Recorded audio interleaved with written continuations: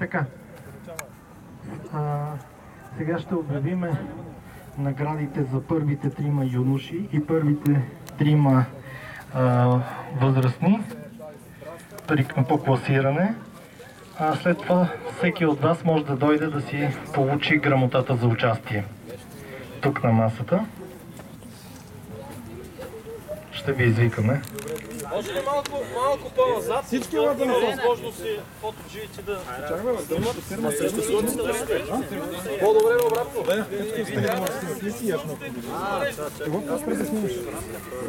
Така, започваме с Аз ще кажа. Стоп, спри там, снимай. Натам. класиране за юношите. Там снимай. Пускай. На трето място при юношите Валентин Аламански. Браво! Браво! Окей.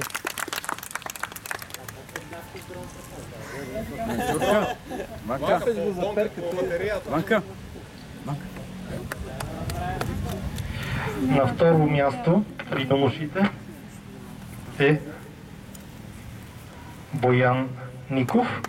Браво!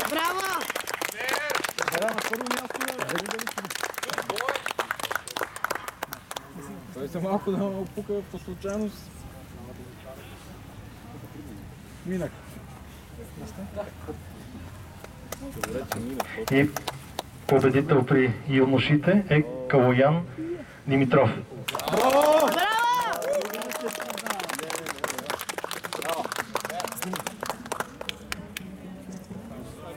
Юношите с по 2 метра.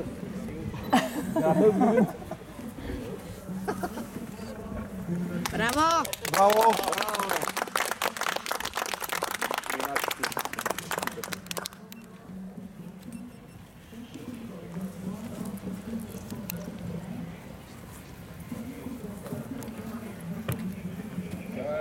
Благодаря.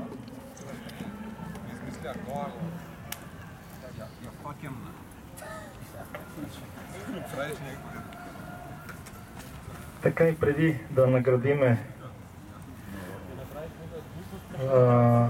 възрастните пилоти, искам да благодаря на организаторите от Модел Клуб Пловдив, които направиха всичко възможно да се състои това състезание по най-добър начин. Искам да благодаря и на вас, състезатели, за това, че дойдохте и направихте това състезание чудесно. Времето беше с нас. Спонсорите, които ни помогнаха с всякакви технически средства, и на тях трябва да благодарим.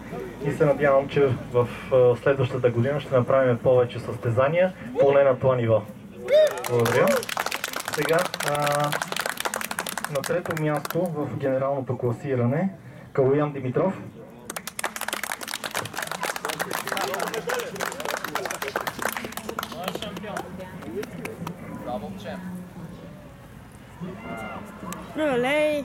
На второ място е Никола Шейтанов. Браво!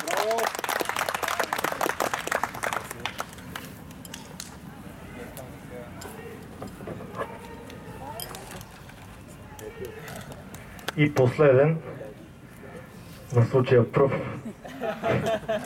е Тодор Витанов. Браво!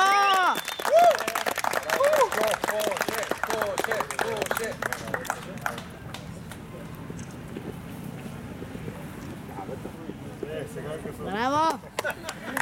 Съответно и за първенеца има професионална ранеца Леново.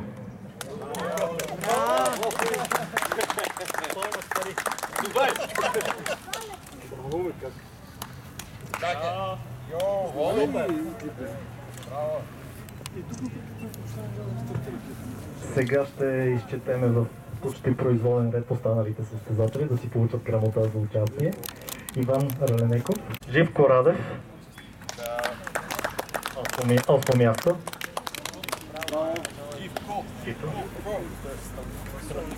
Васил Николов ще му дадем допълнително. Николай Найденов на 10-то място.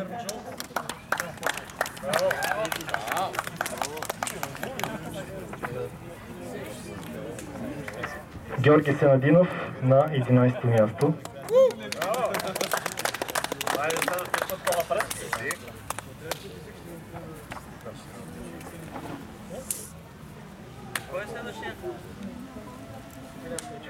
Дилян Печев, ще му дадеме на после.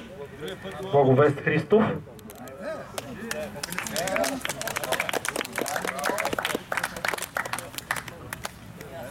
И Радостин Стефанов.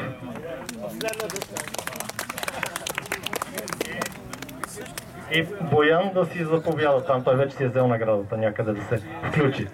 На 7-о място.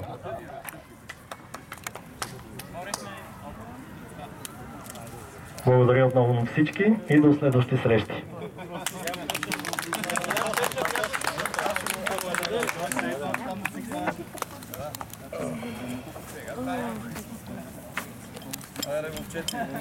Благодарим на жените, че ни